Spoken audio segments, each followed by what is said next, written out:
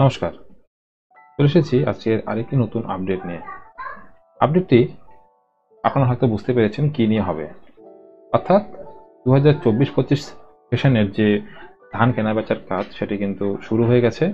বিভিন্ন জায়গায় বিভিন্ন ক্যাম্প এবং কি যে সিপিসি গুলো আছে সেখানে কিন্তু ধান কেনাবেচা শুরু হয়ে গেছে। তো এই অবস্থাতে অনেক কৃষক বন্ধুদের আছে যে বিভিন্ন সমস্যার সম্মুখীন হচ্ছেন। তার মধ্যে আমি একটি লিস্ট তৈরি করেছি। তো সেই লিস্টের আজকে সমস্যার সমাধান নিয়ে আলোচনা করব। এই হলো সেই লিস্ট, যার মধ্যে তিনটি মেন যে আপডেট আছে সেগুলি হলো জমির তথ্য আপনি কিভাবে আপডেট করবেন বা পরিবর্তন করবেন। জমির তথ্য বলতে মনে করেন আপনি একজন কৃষক বন্ধু, কিন্তু আপনার কৃষক বন্ধুর আইডি ছিল না, এখন আপনি সেটি তৈরি করেছেন এবং যে কার্ড সে কার্ডটি এখন আপনার কাছে আছে।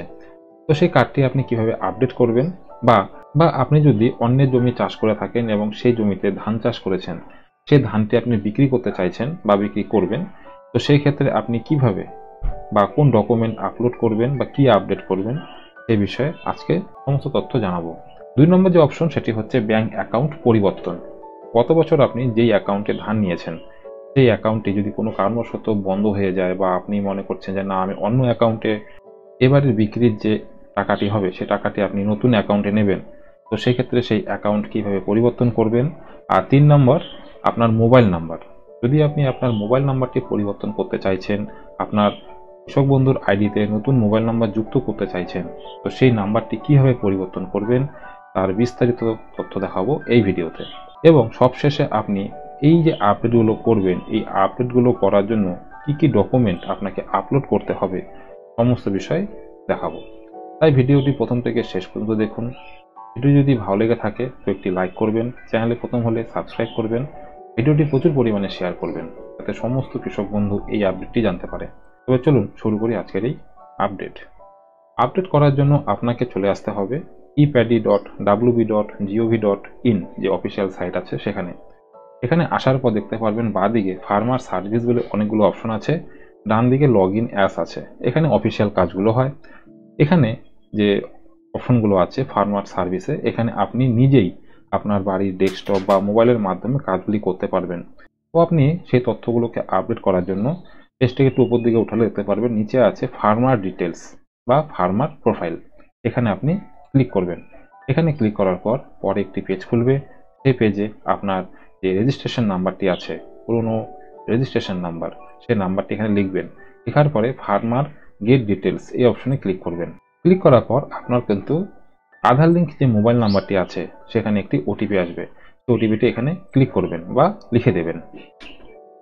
মোবাইল নাম্বারটি লিখে যখনই আপনি সাবমিট করবেন আপনার কাছে কিন্তু ফার্মার প্রোফাইলের সমস্ত তথ্য খুলে চলে আসবে। আপনি খুললে দেখতে পারবেন উপরে হচ্ছে আপনার ডিটেলস এখানে শো করবে, অর্থাৎ রেজিস্ট্রেশন নাম্বার, আপনার নেম, আপনার ভোটার কার্ড নাম্বার, সমস্ত কিছু কিন্তু এখানে শো করবে। নিচে দেখতে পারবেন এখানে যে তথ্যগুলোর আপডেট চাইছে, যেমন এখানে আধার কার্ড সাকসেস দেখাচ্ছে, অর্থাৎ আধার কার্ড কিন্তু একটি কার্ডে যখন আপনি ভেরিফাইড করে নেবেন সেক্ষেত্রে আধার কার্ড পরিবর্তন করা সম্ভব নয়। তো আধার কার্ড এখানে সাকসেসফুলভাবে সাবমিট করা আছে। আপনি যেগুলো পরিবর্তন করতে পারবেন যেমন ব্যাঙ্ক অ্যাকাউন্ট, কৃষক বন্ধু আইডি না থাকলে সেখানে আপনি কিভাবে অ্যাড করবেন বা আপডেট করতে পারবেন। 3 নম্বর অপশন হচ্ছে মোবাইল নাম্বার। আপনি এই 3টি তথ্য আপডেট করতে পারবেন। আপডেট করার জন্য দেখতে পাচ্ছেন ডান দিকে অ্যাকশন বলে একটি অপশন আছে, এখানে ক্লিক করবেন।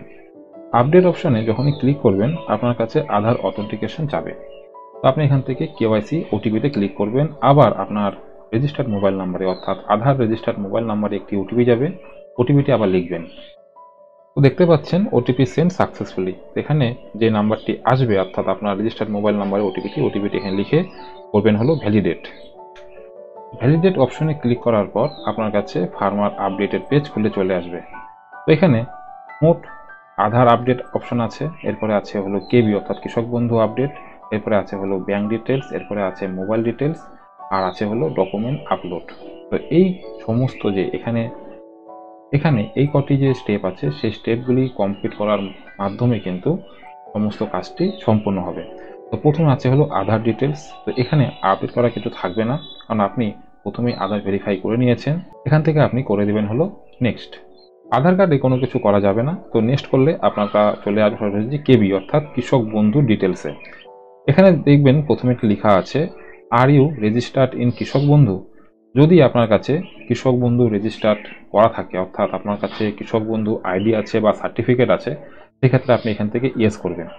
আর যদি আপনার কাছে না থেকে থাকে তাহলে এখান থেকে নো করবেন। তো আপনি এখান থেকে নো করে দিবেন। নো করে দেওয়ার পর আপনার ভোটার কার্ড নাম্বার আপনি যেটি দিয়েছিলেন সেটি এখানে চলে আসবে। আসার পর আপনি যেই জমিটি বর্তমানে চাষ করছেন সেই জমির তথ্য এখানে আপনাকে লিখতে হবে। অর্থাৎ আপনি কোন ডিস্ট্রিক্ট থেকে আর কি দেখছেন বা আপনি কোন ডিস্ট্রিক্টে জমি চাষ করছেন সেই ডিস্ট্রিক্টটি এখান থেকে নিয়ে নেবেন। নিয়ে নেওয়ার পর আপনার ডিস্ট্রিক্টের ব্লক নিয়ে নেবেন, মৌজা নিয়ে নেবেন, খতিয়ান নাম্বারটা লিখে দেবেন, এখানে দাগ নাম্বার লিখে দেবেন, আপনি কতটুকু জমি চাষ করছেন সেটি লিখে দেবেন। এবার আছে হলো ওনারশিপ টাইপ। যদি যেই জমিটি আপনি এখানে লিখছেন সেই জমিটি আপনার নিজের হয়ে থাকে তাহলে এখানে ওন থাকবে। আর যদি আপনি এখান থেকে রেন্টেড বা লিজ বা শেয়ার হিসাবে কাজ করে থাকেন তাহলে সেই অপশনটি নিয়ে নেবেন। নিয়ে নেওয়ার পরে পাশে থাকা অ্যাড বাটনে ক্লিক করবেন।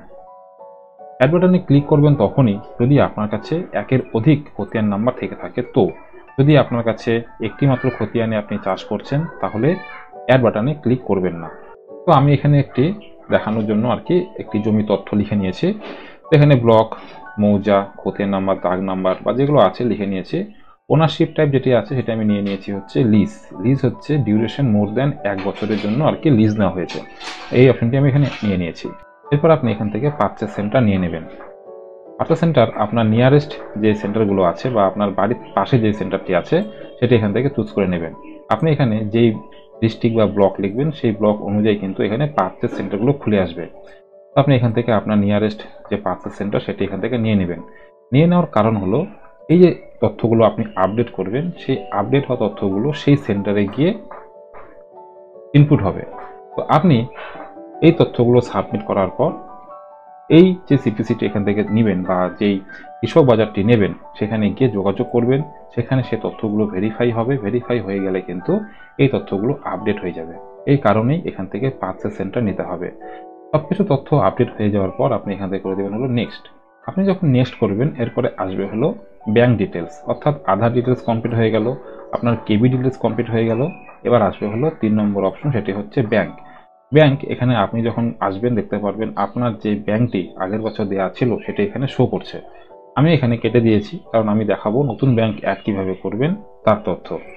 তো আপনি এখান থেকে প্রথমে আইএফসি কোডটি লিখে নেবেন। আমি এখানে একটি উদাহরণস্বরূপ আইএফসি কোড লিখে নিচ্ছি। এখানে হওয়ার পরে ট্যাব বাটনে ক্লিক করব। ট্যাব বাটনে ক্লিক করা মাত্রই কিন্তু আমার ডিস্ট্রিক্ট জলপাইগুড়িতে, তো জলপাইগুড়িতে যে স্টেট ব্যাংক আছে স্টেট ব্যাংকের নাম অটোমেটিক এখানে চলে আসলো। এরপর আপনি এখান থেকে আপনার অ্যাকাউন্ট টাইপ, অর্থাৎ আপনার অ্যাকাউন্টটি সেভিংস না কারেন্ট অপশনটি নিয়ে নেবেন। নিয়ে নেওয়ার পরে আপনার ব্যাংকের অ্যাকাউন্ট নাম্বারটি এখানে লিখবেন। লেখার পর আবারও রি অ্যাকাউন্ট নম্বর, অর্থাৎ এখানে যে অ্যাকাউন্ট নাম্বারটি লিখলেন সেই অ্যাকাউন্ট নাম্বারটি আবার এই ঘরে ফিল করবেন। ফিল করার পরে select account type, single account না জয়েন্ট অ্যাকাউন্ট, অর্থাৎ যদি আপনার অ্যাকাউন্টটি আপনার নামে হয়ে থাকে তাহলে সিঙ্গেল অ্যাকাউন্টে ক্লিক করবেন। আর যদি অ্যাকাউন্টটি আপনার বা আপনার মিসেসের নামে হয়ে থাকে বা যে কোনো দুজনের নামে হয়ে থাকে তাহলে এখান থেকে জয়েন্ট অপশনে ক্লিক করবেন। ক্লিক করার পরে সেকেন্ড অ্যাকাউন্ট হোল্ডার এখানে ক্লিক করলেন। জয়েন্ট অ্যাকাউন্টে ক্লিক করার পরে সেকেন্ড অ্যাকাউন্ট হোল্ডারের নামটি এখানে লিখবেন, অর্থাৎ আপনার নাম তো থাকবে এবং তার সাথে সেকেন্ড যে ব্যক্তি আছে সেই ব্যক্তির নামটি এখানে লিখবেন। লেখার পরে আপনার সাথে সেই সেকেন্ড ব্যক্তির সম্পর্ক এখান থেকে নিয়ে নেবেন। আপনার সাথে আপনার মা, আপনার ডটার বা স্পস, ফাদার, সন যেটি হবে সেই অপশনে এখান থেকে ক্লিক করবেন। ক্লিক করার পর এখান থেকে করে দেবেন নেক্সট। নেক্সট করার পর পরের অপশনটি আসবে হলো মোবাইল। এখানে যখন আপনি আসবেন দেখতে পারবেন আপনার পুরনো মোবাইল নাম্বারটি এখানে শো করবে। পাশে আছে হলো এডিট মোবাইল। এডিট অপশনে ক্লিক করার পর আপনার কাছে জেনারেট ওটিপি অপশনটি খুলে আসবে। তো এখানে দেখতে পাচ্ছেন যে মোবাইল নাম্বারটি আছে, মোবাইল নাম্বারে যদি এখানে আপনি ক্লিক করেন দেখতে পারবেন এখানে কিন্তু সেই নাম্বারটিকে কাটার মতন অপশনটি খুলে যাবে।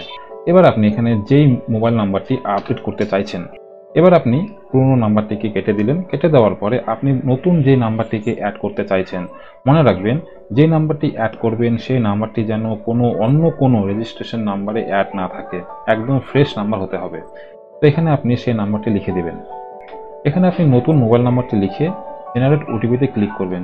জেনারেট ওটিপিতে ক্লিক করার পর কিন্তু এই যে নাম্বারটি লিখলেন এখানে একটি ওটিপি যাবে। ওটিপিটি ভেরিফাই হলেই কিন্তু মোবাইল নাম্বারটি সাকসেসফুলভাবে আপডেট হয়ে যাবে। তো আপনি এখানে দেখলেন এক এক করে আধার কার্ড, কেবি, ব্যাংক এবং মোবাইল নাম্বার কিভাবে আপডেট করতে হয়। তো এই আপডেটগুলো করার জন্য কিন্তু কিছু ডকুমেন্ট আপনাকে আপলোড করতে হবে। তো এখানে ভোটার কার্ডটি আপলোড করতে লাগছে না, কারণ ভোটার কার্ড আমাদের আগে থেকেই হেডিট করা থাকে, অর্থাৎ ভোটার কার্ড, আধার কার্ড এই দুটো জিনিস কিন্তু একটি মানুষের একটি থাকে। তো সেই ক্ষেত্রে এটি আর পরিবর্তন করার প্রয়োজন নেই, এখানে কোনো ফাইল অ্যাটাচ করতে লাগছে না। আপনি জমির তথ্য যেটি দেবেন, আপনার কাছে যে কৃষক বন্ধু আছে সেই কৃষক বন্ধু এখান থেকে চুজ ফাইলে ক্লিক করলে আপনি কাছে যে ফাইলটি রাখা আছে সেই ফাইলটি এখান থেকে নিয়ে নেবেন। আপনার যে ব্যাংক পরিবর্তন করবেন, ব্যাংক পরিবর্তন করার জন্য যে ব্যাংকের পাসবই বা ক্যান্সেল চেক আছে সেটা এখান থেকে চুজ ফাইল করে নিয়ে নেবেন। আর প্রতিটি ফাইল কিন্তু পিডিএফ এ 2 MB মধ্যে হতে হবে এখান থেকে আপলোড করার জন্য। আমি আপনাকে কিছুক্ষণ আগে একটি কথা বলেছিলাম যে যদি আপনার কাছে কৃষক বন্ধু আইডি না থেকে থাকে তবে আপনি সেলফ ডিক্লারেশন কিন্তু আপলোড করতে পারেন। সেই সেলফ ডিক্লারেশনটি আপনি কোথায় পাবেন? তো এর যে লিঙ্ক আমার ভিডিও ডেসক্রিপশনে দেওয়া থাকবে, আপনি সেখান থেকে ফর্মটি ডাউনলোড করে ওখানে অ্যাটাচ করতে পারেন। তো এখানে দেখতে পাচ্ছেন অ্যানেক্সার যে লিস্ট, অ্যানেক্সার লিস্টে এখানে আছে হলো annexure 5 self declaration of land details format. এই ফরম্যাটটিকে ডাউনলোড করবেন। ডাউনলোড করলে আপনারা দেখতে পাবেন এখানে দুটি ভাষায় ফর্মটি লেখা আছে, একটি ইংলিশ আর একটি আছে বাংলা। এই ফর্মটিকে ফিল আপ করে আপনি কিন্তু আপনার যে জমির তথ্যটি আছে অর্থাৎ ল্যান্ড ডকুমেন্ট এখানে আপলোড করতে পারেন।